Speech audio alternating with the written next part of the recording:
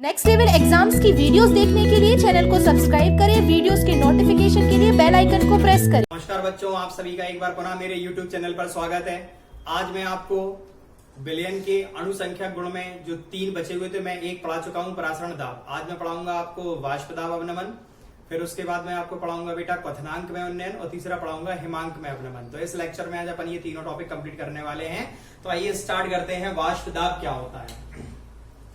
वाष्प दाब, vapour pressure क्या होता है बेटा? वाष्प दाब सुनो ध्यान से। जैसे कि मानो ये अपना एक कोई पात्र है बेटा, इसमें अपन किसी द्रव को उबालना है। चलो पानी मान लिया कि जल ही उबालना है, ठीक है। पता है बेटा, जब भी किसी द्रव को गर्म करते हैं क्या बनती है? उसकी वाष्प बनती है। क्या बनती है? उसकी वाष्प बनती है। और यह वाष्प बेटा अपने ही द्रव पर कुछ दाब डालती है। उस दाब को अपन नाम देते हैं वाष्प दाब। क्या नाम देते हैं? वाष्प दाब, ठीक है बेटा। जब किसी द्रव को गर्म किया जाता है तब उसकी वाष्प बनती है। यह वाष्प अपने ही द्रव पर कुछ दाब डालती है जिसे हम वाष्प दाब कहते हैं। माना कि यह वाष्प दाब P0 है। क्या है ये वाष्प दाब? P0 है। फिर समझो बेटा ध्यान से, जब किसी द्रव को गर्म किया जाता है तब उसकी वाष्प बनती है। यह वाष्प अपने ही द्रव पर कुछ दाब डालती है जिसे हम वाष्प दाब कहते हैं। माना कि शुद्ध द्रव का वाष्प दाब P0 है। माना कि शुद्ध द्रव का वाष्प दाब P0 है। बेटा कुछ बुकों में परिभाषा इस तरीके से दी होती है कि जब किसी द्रव को गर्म किया जाता है तब उसकी वाष्प बनती है। वाष्प तथा द्रव के मध्य लगने वाले दाब को हम वाष्प दाब कहते हैं। ये भी बिल्कुल सही है। क्यों? क्योंकि जो दाब लग रहा है वो कहां लग रहा है बेटा? वाष्प और द्रव के बीच में ही लग रहा है। तो ये परिभाषा भी बिल्कुल सही है। तो मैंने आपको 2 परिभाषाएं सिखाई। पहली क्या सिखाई कि जब किसी द्रव को गर्म किया जाता है तब उसकी वाष्प बनती है। यह वाष्प अपने ही द्रव पर कुछ दाब डालती है जिसे हम वाष्प दाब कहते हैं। माना कि शुद्ध द्रव का वाष्प दाब P0 है। या फिर बेटा ये बोल सकते हैं कि जब किसी द्रव को गर्म किया जाता है तब उसकी वाष्प बनती है। वाष्प तथा द्रव के मध्य उपस्थित दाब को वाष्प दाब कहते हैं। और माना कि शुद्ध द्रव का वाष्प दाब P0 है। बेटा जब किसी लिक्विड को उसके बॉइलिंग पॉइंट से ऊपर हीट अप किया जाता है तो वो वेपर प्रोड्यूस करता है। ये वेपर अपने ही लिक्विड पर कुछ प्रेशर एक्सर्ट करती है या अप्लाई करती है। उस प्रेशर को हम बोलते हैं वेपर प्रेशर। समझ में आया कि नहीं आया? बेटा let us consider that the vapour pressure of pure liquid is P0, ठीक है। अब अपन ने क्या करा? दूसरी कंडीशन में हमने इस द्रव में कोई अवाष्पशील पदार्थ मिला दिया। कौन सा पदार्थ मिला दिया? अवाष्पशील। अवाष्पशील पदार्थ जिसकी वाष्प नहीं बनती है। नॉन वॉलेटाइल सब्सटेंस ऐड कर दिया। नॉन वॉलेटाइल सब्सटेंस जिसकी वेपर नहीं बनेगी। जैसे बेटा नमक, सब जानते हैं नमक की वेपर बनना पॉसिबल नहीं है। तो हमने मान लो कि इसमें नमक मिला दिया है, ठीक है। अच्छा, अब जब आप इस द्रव को गर्म करोगे बेटा, तो जब इस द्रव को गर्म करोगे तो अब जो वाष्प बनेगी वो कम बनेगी। कैसी बनेगी? वाष्प कम बनेगी, ठीक है बेटा। जब आपने इसमें नमक घोल दिया और ये विलयन बन गया तो हमने मान लिया कि विलयन का जो वाष्प दाब है वो PS है। विलयन का वाष्प दाब क्या है? PS। S stands for solution. बेटा S का मतलब क्या है? विलयन का वाष्प दाब। क्यों? नमक घुल गया, अवाष्पशील पदार्थ घुल गया। अवाष्पशील पदार्थ घुलने पर बेटा वो क्या बन गया? हमारा विलयन बन गया। तो हमने मान लिया जो विलयन है, विलयन का जो वाष्प दाब है बेटा वो क्या है? PS है। कोई दिक्कत तो नहीं इसमें बेटा। जब किसी इस लिक्विड में जब कोई अवाष्पशील पदार्थ घोल दिया जाता है तब इसके वाष्प दाब में कमी आ जाती है। माना कि अवाष्पशील पदार्थ घोलने पर बने विलयन का वाष्प दाब PS है, ठीक है बेटा। जब इसी लिक्विड में कोई नॉन वॉलेटाइल सब्सटेंस डिसॉल्व कर दिया जाता है तो जो वेपर प्रेशर है बेटा वो डिक्रीज हो जाता है, ठीक है। और नॉन वॉलेटाइल सब्सटेंस डिसॉल्व करने पर बने सॉल्यूशन का जो वेपर प्रेशर है बेटा वो मान लिया हमने PS है। कितना है हमारा? PS है। समझ में आया बेटा? अब एक बार सुनना, वाष्प दाब अवनमन किसे कहते हैं? वाष्प दाब तो अपन को समझ में आ गया कि जब किसी द्रव को गर्म किया जाता है तब उसकी वाष्प बनती है। यह वाष्प अपने ही द्रव पर बेटा कुछ दाब डालती है जिसे हम वाष्प दाब कहते हैं, ठीक। जब इस द्रव में कोई अवाष्पशील पदार्थ, बेटा आपने इसमें क्या घोला है? कोई अवाष्पशील पदार्थ, ठीक है। जब इस द्रव में कोई अवाष्पशील पदार्थ घोल दिया जाता है बेटा तब द्रव के वाष्प दाब में कुछ कमी आ जाती है। और वाष्प दाब में हुई है कमी वाष्प दाब अवनमन कहलाती है। क्या कहलाने लगती है बेटा ये चीज? वाष्प दाब अवनमन कहलाती है। क्या कहलाती है बेटा ये चीज? वाष्प दाब अवनमन। वाष्प दाब नमन को अपने डेल्टा पी से प्रदर्शित करा। बेटा अपन सब समझ सकते हैं, मान लो कि शुरुआत में जो वाष्प दाब था वो 100 mm था। कितना था? 100 mm, ठीक है। और बाद में ये कितना हो गया हमने देखा बेटा, ये हो गया हमारा 70 mm। अगर हम आपसे पूछेंगे कितनी कमी आई तो आप क्या करोगे बेटा, बताओ जरा। पी नॉट में से पी एस घटा दोगे, मतलब बेटा आप 100 में से 70 घटा दोगे तो हमें पता चल जाएगा जो वाष्प दाब में कमी आई वो 30 mm की आई। आया समझ में कि नहीं आई? तो जो 30 mm है बेटा हमारा, वही हमारा कहलाएगा वाष्प दाब अवनमन। क्या कहलाएगा? वाष्प दाब अवनमन। कोई दिक्कत तो नहीं बेटा इसमें? ठीक है बेटा, इंग्लिश वाले समझे एक बार। जब किसी द्रव को गर्म किया जाता है, जब किसी लिक्विड को हीट अप किया जाता है उसके बॉइलिंग पॉइंट से ऊपर, तो बेटा उसकी वेपर बनती है। वेपर अपने ही लिक्विड पर कुछ प्रेशर अप्लाई करती है जिसे हम वेपर प्रेशर कहते हैं। ठीक है, माना प्योर लिक्विड का वेपर प्रेशर पी नॉट है। जब इस लिक्विड में कोई नॉन वॉलेटाइल सब्सटेंस डिसॉल्व कर दिया जाता है तो बेटा वेपर प्रेशर डिक्रीज हो जाता है, और जो वेपर प्रेशर डिक्रीज होता है उसी को बेटा हम बोलते हैं लोवरिंग इन वेपर प्रेशर। क्या बोलते हैं उसे? Lowering in vapour pressure. और इसे रिप्रेजेंट करते हैं डेल्टा पी से। और बेटा हमने मान लिया कि जो सॉल्यूशन बन गया था हमारा नॉन वॉलेटाइल डिसॉल्व करने के बाद में, तो उसे हमने मान लिया था पी एस। उस सॉल्यूशन का वेपर प्रेशर क्या माना था? P S. तो जो डेल्टा पी हो जाएगा बेटा वो हमारा हो जाएगा P not minus P S. क्या हो जाएगा? P not minus P S. समझ में आया? मतलब ऐसे समझ लो बेटा आप, जैसे पहले प्रेशर था वो था 100 mm, बाद में कितना हो गया 70 mm, तो लोवरिंग कितनी हो गई? आप 100 में 70 घटा दोगे बेटा 30 mm आ जाएगा। क्लियर है ना? तो आप दो चीजें समझ गए बेटा कि वाष्प दाब किसे कहते हैं और वाष्प दाब अवनमन किसे कहते हैं। दो टॉपिक आपके क्लियर हो गए हैं। फिर सुनो एक बार, मैंने बोला बेटा जब किसी द्रव को गर्म किया जाता है तब उसकी वाष्प बनती है। यह वाष्प अपने ही द्रव पर कुछ दाब डालती है जिसे हम वाष्प दाब कहते हैं। माना कि शुद्ध द्रव का वाष्प दाब पी नॉट है। ठीक, अब हमने बताया बेटा आपको जब इस द्रव में कोई अवाष्पशील पदार्थ घोल दिया जाता है तब उस द्रव के वाष्प दाब में कमी आ जाती है, और वाष्प दाब में हुई है कमी वाष्प दाब अवनमन कहलाती है। माना कि अवाष्पशील पदार्थ घोलने पर बने हुए विलयन का वाष्प दाब जो है बेटा वो पी एस है, तब वाष्प दाब अवनमन डेल्टा पी बराबर क्या हो जाएगा? P not minus P S. कोई दिक्कत इसमें? बेटा लोवरिंग इन वेपर प्रेशर क्या हो जाएगी? डेल्टा पी बराबर P not minus P S.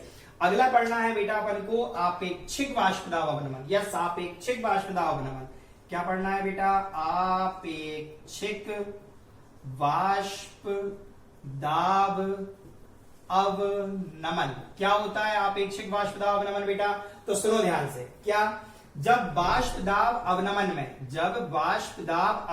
में प्रारंभिक वाष्प दाब से भाग दे दिया जाता है, जब वाष्प दाब अवनमन में प्रारंभिक वाष्प दाब से भाग दे दिया जाता है बेटा, तब हमें आपेक्षिक या सापेक्षिक वाष्प दाब अवनमन प्राप्त होता है। बेटा जब वाष्प दाब अवनमन यानी डेल्टा पी में प्रारंभिक वाष्प दाब क्या माना था हमने? P not. जब वाष्प दाब अवनमन में प्रारंभिक वाष्प दाब से भाग दे दिया जाता है तब आपेक्षिक वाष्प दाब अवनमन प्राप्त होता है। या बेटा हम ये भी बोल सकते हैं कि वाष्प दाब अवनमन एवं प्रारंभिक वाष्प दाब के अनुपात को आपेक्षिक वाष्प दाब अवनमन कहते हैं। बेटा दूसरी लैंग्वेज में क्या बोल सकते हैं कि वाष्प दाब अवनमन तथा प्रारंभिक वाष्प दाब के अनुपात को आपेक्षिक या सापेक्षिक वाष्प दाब अवनमन कहते हैं। बेटा इंग्लिश में बोल सकते हैं क्या कि जब lowering in vapour pressure is divided by initial vapour pressure, when the lowering in vapor pressure is divided by initial vapor pressure, then it is known as the relative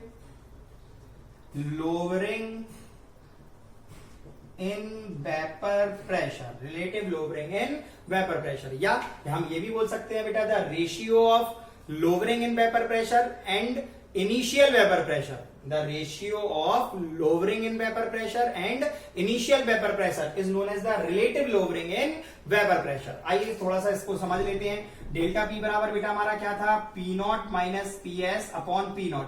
ये जो पी नॉट है बेटा ये इन दोनों के नीचे माना जा सकता है, यानी P not upon P not minus P S upon P not. बेटा पी नॉट से पी नॉट कैंसिल हो जाएगा, हमारा फॉर्मूला आएगा 1 minus P S upon P not.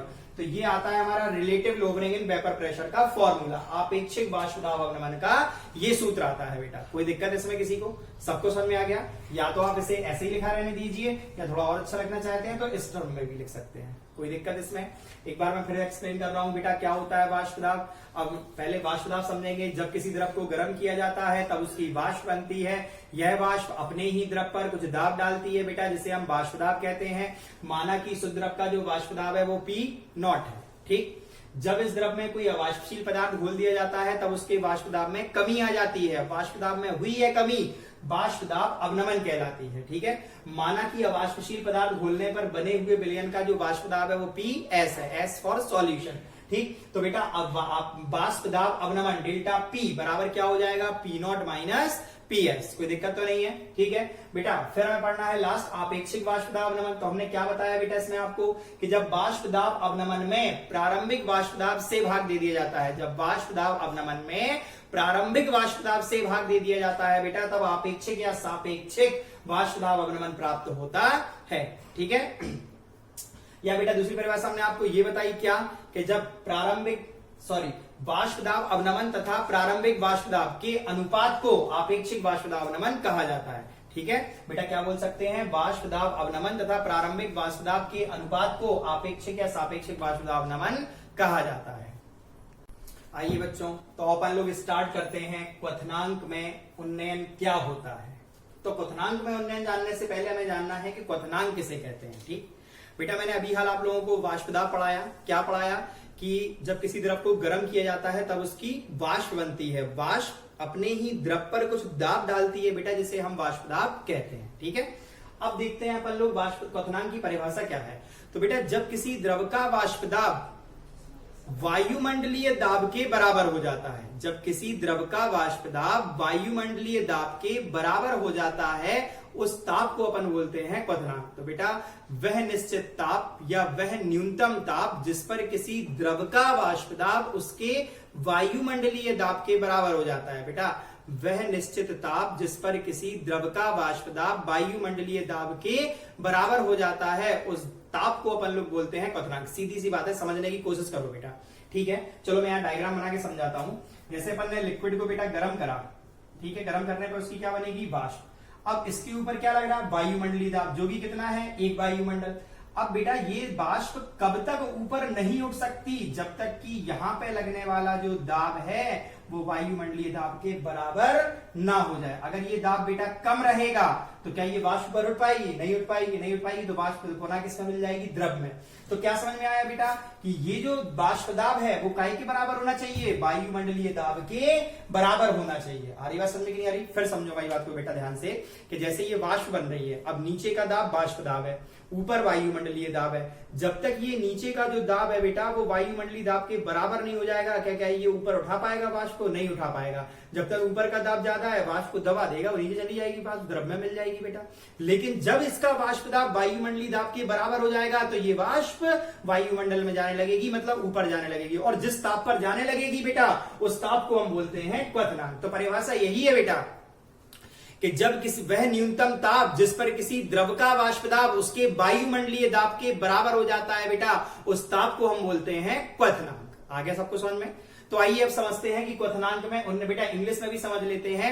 बेटा, the temperature at which the vapour pressure of any liquid becomes equal to the atmospheric pressure is known as the boiling point. बेटा, the temperature at which the vapour pressure of any liquid becomes equal to the atmospheric pressure known as the boiling point. समझ में आया बेटा, जब किसी liquid का vapour pressure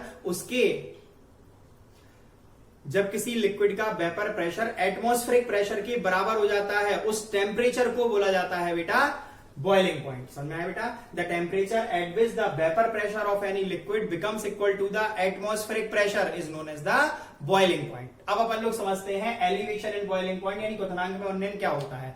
सीधी बात है बेटा, अपन लोगों ने मान लिया कि पानी है, ठीक, पानी कितने पे उबलता है सब जानते हैं, 100 डिग्री सी पे, ठीक। लेकिन उसी पानी में आप नमक घोल दो। नमक कैसा पदार्थ है, एक अवाष्पशील पदार्थ है। कैसा पदार्थ है, अवाष्पशील पदार्थ है बेटा, ठीक है। तो जब आप अवाष्पशील पदार्थ घोल दोगे बेटा, नमक घोल दोगे, तो हमने देखा, मैं एग्जांपल बता रहा हूं आपको, तो बेटा अपन ने देखा कि वो ही पानी कितने पे उबलने लगा, 104 डिग्री सी पे उबलने लगा। आई बात समझ में कि नहीं आई। यानी बेटा जब पानी था बेटा, माना कि पानी है, पानी कितने पे उबल रहा, 100 डिग्री सी पे, ठीक। आपने इस पानी में क्या घोल दिया बेटा, नमक। नमक कैसा पदार्थ है, एक अवाष्पशील नॉन वोलेटाइल सब्सटेंस है। तो वही पानी अब कितने पे उबलने लगा, 104 डिग्री सी पे। तो आप देख रहे हैं पहले क्वथनांक कितना था, 100 डिग्री सी, अब क्वथनांक कितना हो गया, 104 डिग्री सी।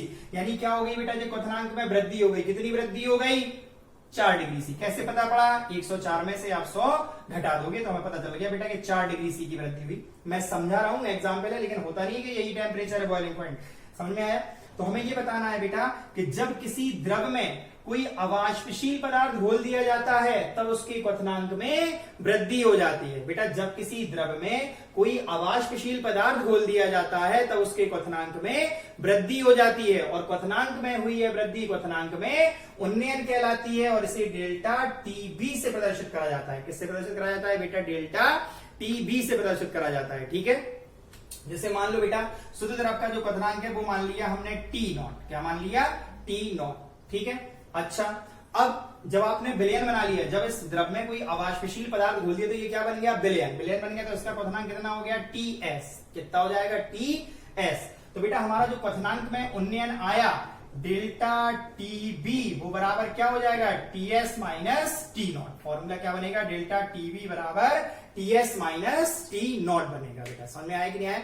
तो सीधी सी बात है बेटा, क्वथनांक में उन्नयन कैसे कहते हैं कि जब किसी द्रव में कोई अवाष्पशील पदार्थ घोल दिया जाता है तो उसके क्वथनांक में वृद्धि हो जाती है। बेटा क्वथनांक में हुई है वृद्धि क्वथनांक में उन्नयन कहलाती है, जैसे डेल्टा टीवी से प्रदर्शित किया जाता है। माना जो शुद्ध द्रव है बेटा उसका जो क्वथनांक है वो टी नॉट है।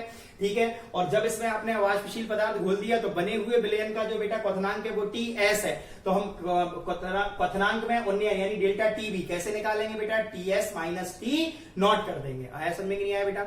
अब इंग्लिश वाले सुन लें, क्या लिखना है बेटा अपन को कि जब किसी लिक्विड में कोई नॉन वॉलेटाइल सब्सटेंस डिसॉल्व कर दिया जाता है तब उसका बॉइलिंग पॉइंट इंक्रीज हो जाता है, और बेटा बॉइलिंग पॉइंट में जो इंक्रीजमेंट होता है उसे ही हम बोलते हैं एलिवेशन इन बॉइलिंग पॉइंट। बेटा elevation in boiling point is represented by delta TB. कैसे रिप्रेजेंट करा जाता है बेटा? इसे डेल्टा टीबी से रिप्रेजेंट करते हैं। माना कि जो प्योर लिक्विड है बेटा उसका बॉइलिंग पॉइंट टी नॉट है, जब आपने इसमें कोई नॉन वॉलेटाइल सब्सटेंस डिसॉल्व कर दिया बेटा तो उसका बॉइलिंग पॉइंट हमने क्या मान लिया? सॉल्यूशन बन गया। सॉल्यूशन का बॉइलिंग पॉइंट क्या मान लिया? T S. तो बेटा हमारे पास जो फॉर्मूला आएगा डेल्टा टीबी बराबर वो क्या हो जाएगा? T S minus T not. आया समझ में? कोई दिक्कत तो नहीं है बेटा इसमें? सबको आ गया समझ में? ठीक है, अब बेटा क्वथनांक में उन्नयन के लिए दो फॉर्मूले होते हैं, एक मोलर उन्नयन स्थिरांक के लिए और एक मोलर उन्नयन स्थिरांक के लिए। जरा ध्यान समझेंगे बेटा क्या होता है मोलर उन्नयन स्थिरांक और क्या होता है मोलर उन्नयन स्थिरांक। जरा ध्यान से समझेंगे सभी बच्चे बेटा, देखें बोर्ड पे फिर से। तो डेल्टा टीवी बराबर क्या हो जाएगा? 100 into K into small W upon small M into capital W. बेटा एक चीज समझ लो, डेल्टा टीवी क्या है? क्वथनांक में उन्नयन है। के क्या है? वो है हमारा मोलर उन्नयन स्थिरांक, जिसकी हमें डेफिनेशन निकालनी है। ठीक है, के क्या है हमारा? मोलर उन्नयन स्थिरांक। बेटा स्मॉल डब्ल्यू और स्मॉल एम हमने बताया था, जो स्मॉल लेटर है वो हमेशा विलेय के लिए, जो अवाष्पशील विलेय मिलाया है उसके लिए है बेटा।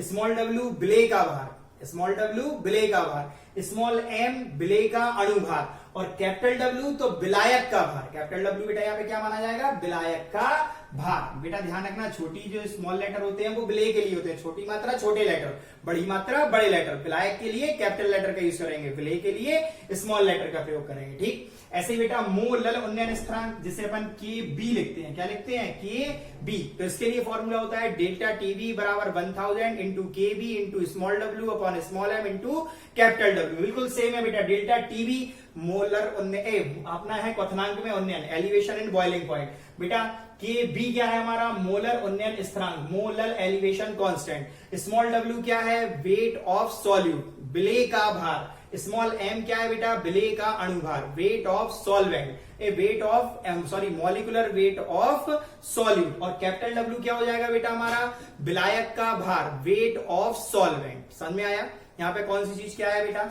ठीक है, तो अब जरा अपन लोग इसे फिर से ध्यान से देखते हैं बेटा एक बार, कि हमें अब जैसे डेफिनेशन बनाने के लिए आ गई कि मोलर उन्नयन स्थिरांक किसे कहते हैं। बेटा अपने पास में डेफिनेशन आई कि मोलर उन्नयन स्थिरांक की परिभाषा बनाई है।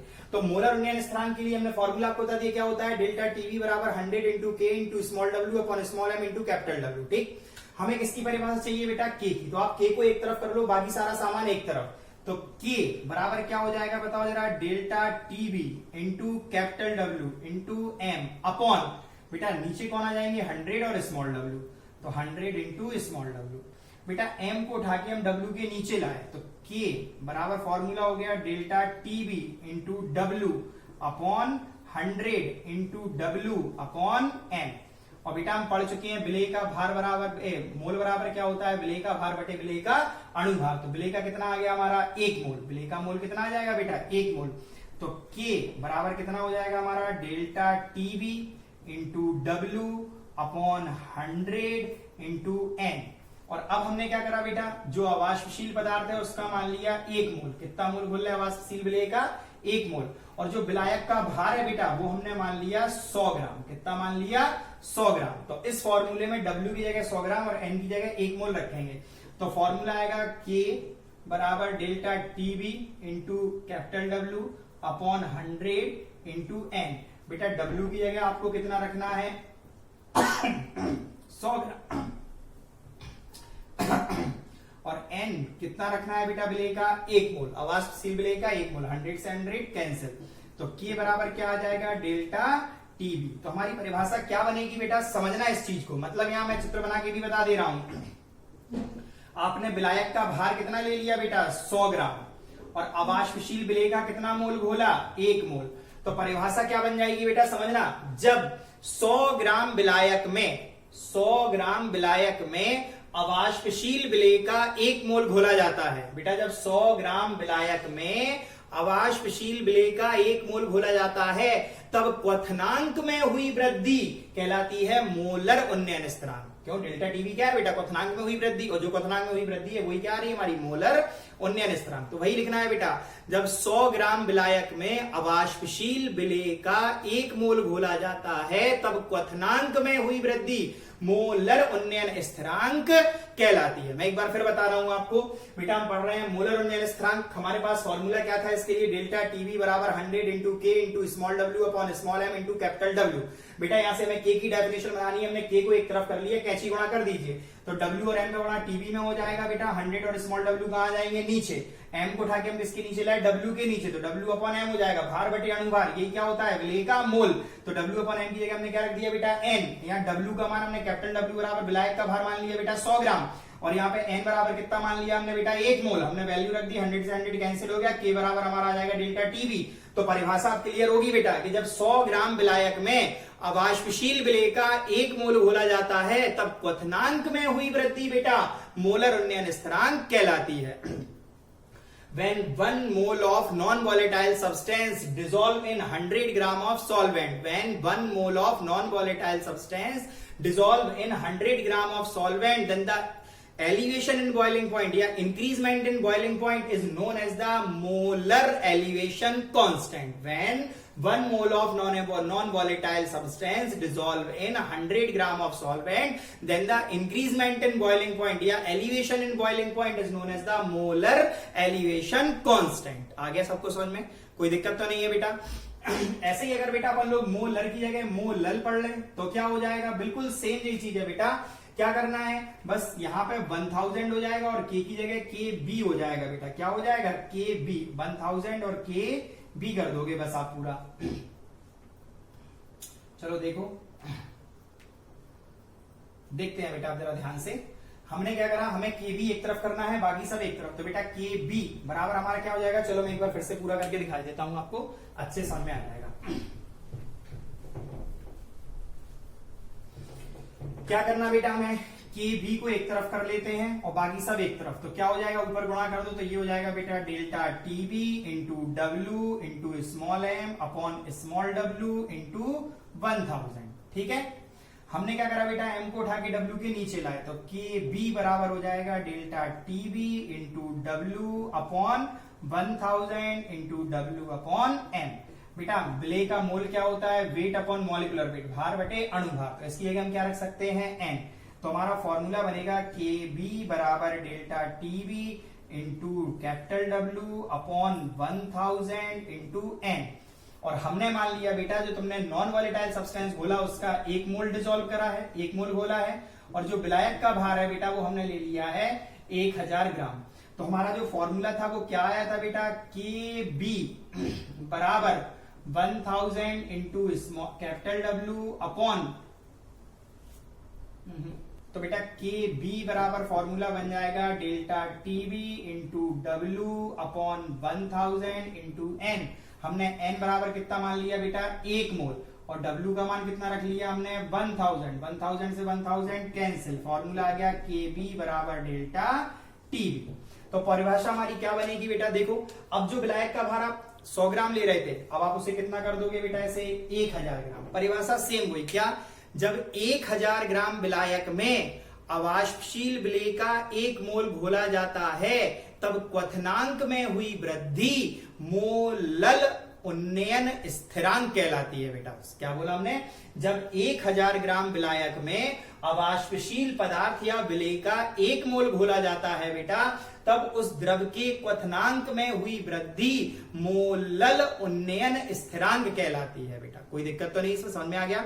इंग्लिश में क्या लिखेंगे, when 1 mole of non volatile substance dissolve in 1000 gram of solvent then the increment in boiling point is known as the molal elevation constant. क्या लिखेंगे बेटा, when 1 mole of non volatile substance dissolve in 1000 gram of solvent then the increment in boiling point is known as the molal elevation constant. When 1 mole of non-volatile substance dissolve in 1000 gram of solvent, then the increasement in boiling point is known as the molal elevation constant.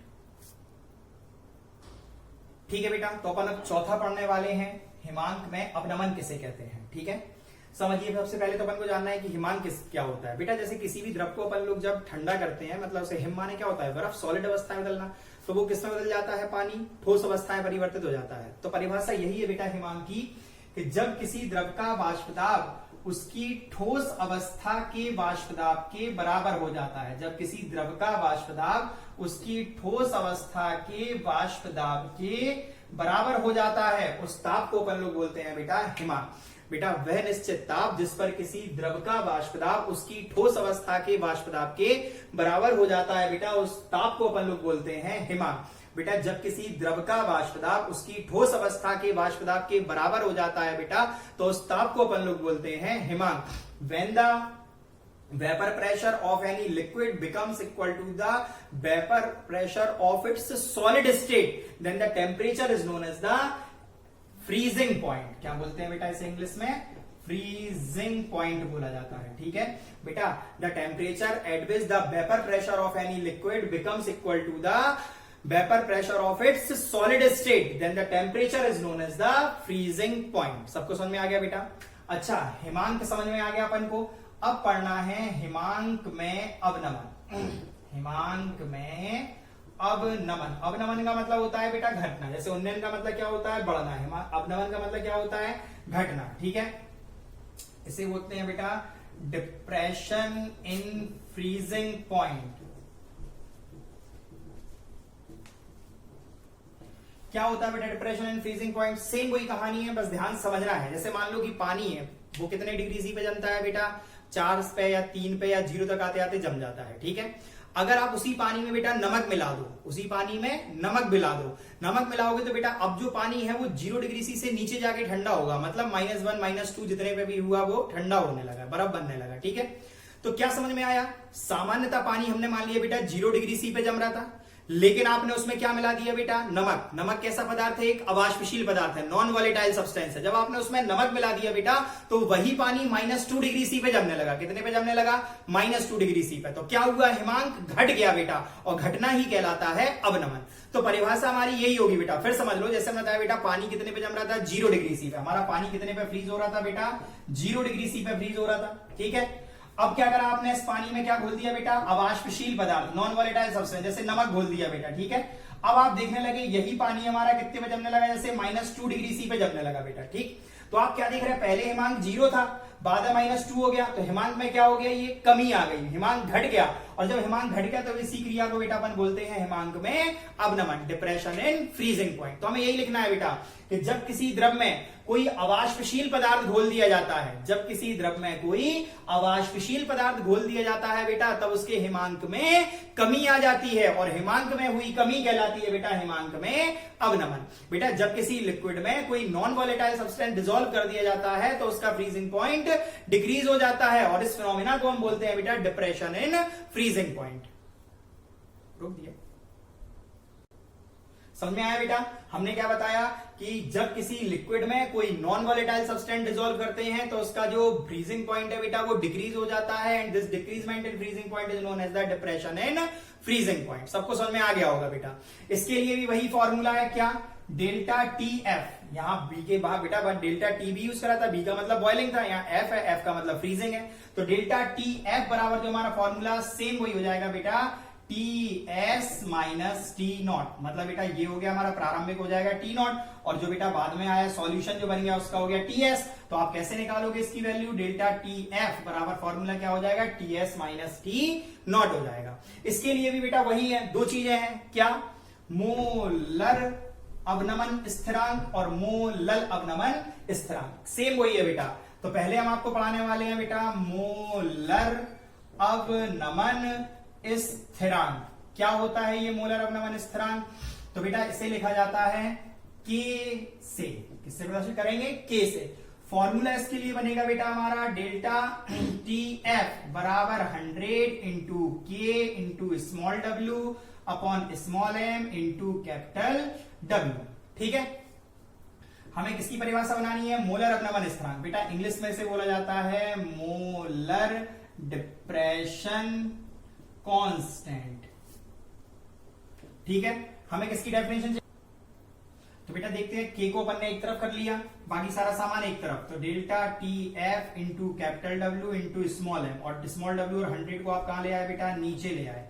Same वही condition है, M को उठा के नीचे लाओ, तो के बराबर क्या हो जाएगा, delta T F into W upon 100 into small W upon small M. बेटा हम पढ़ा चुके हैं, एन बराबर क्या होता है, भार बटे अणुभार, विलेय का भार बटे विलेय का अणुभार, वेट अपॉन मॉलिक्यूलर वेट। तो हम इसलिए क्या रख सकते हैं, एन। तो के बराबर हमारा फॉर्मूला बन जाएगा delta T F into W upon 100 into N.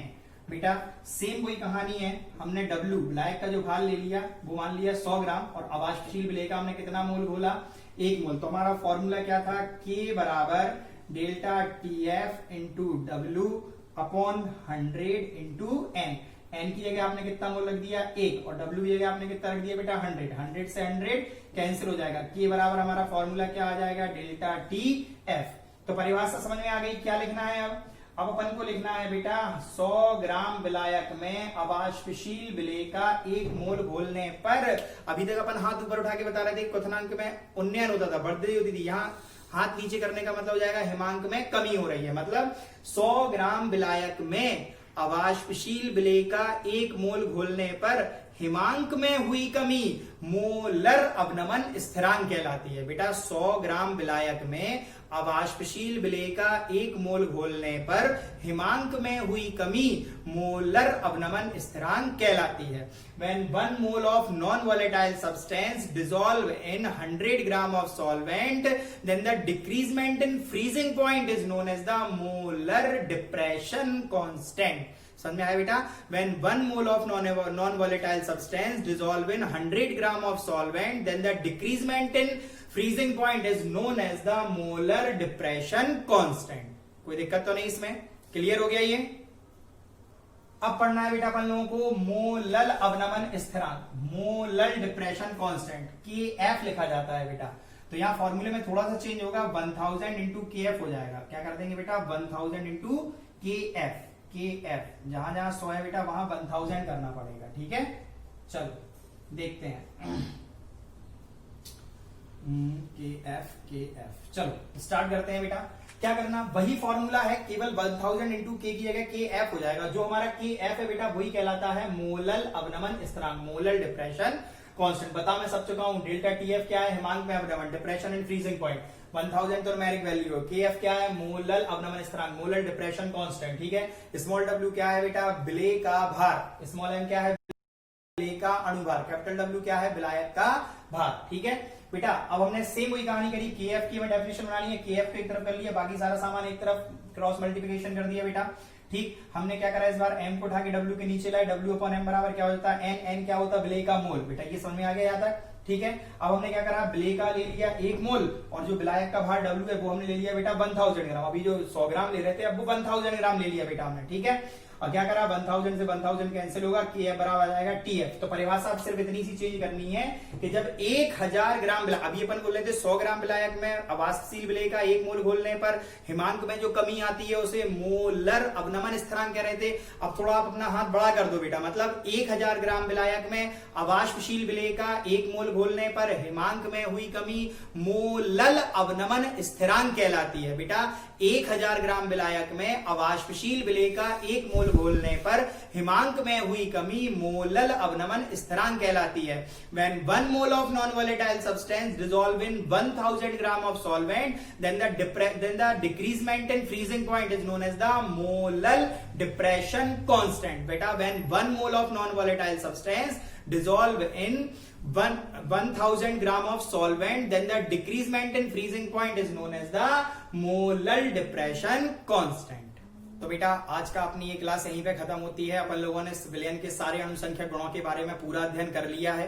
आप लोगों को ये वीडियो कैसा लगा कमेंट में जरूर बताएं, और जिन बच्चों ने अभी तक ये वीडियोस नहीं देखे थे या जो बच्चे पहली बार देख रहे हो वो सब्सक्रिप्शन में जाके बेटा लिंक पर क्लिक करें और सारे वीडियोस को आप देखें, तभी आपको ये आगे के वीडियोस और आज के वीडियोस अच्छी तरह से समझ में आएंगे। धन्यवाद।